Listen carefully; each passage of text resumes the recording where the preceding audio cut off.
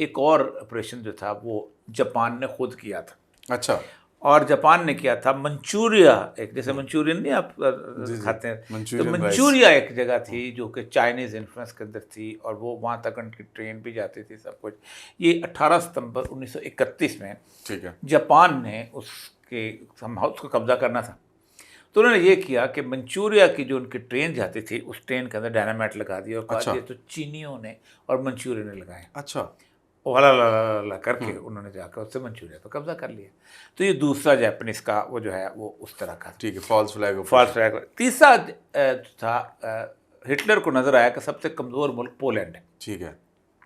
तो पोलैंड के बारे में क्या करें हम, पोलैंड के ऊपर लड़ाई तो करनी है, तो वो भी कि पानी तेरे तू मैला कर रहा है। तो उन्होंने पोलैंड की फौज की यूनिफॉर्म के अंदर ग्वाट एक उनका रेडियो स्टेशन था, उस पर कब्जा किया, उड़ा दिया। ठीक है। और फिर उन्होंने पोलैंड पे उन्होंने फौजकशी की, और आपको याद होगा कि सबसे ज़्यादा जो ज्यूज़ मारे गए थे वो पोलैंड में मारे गए थे।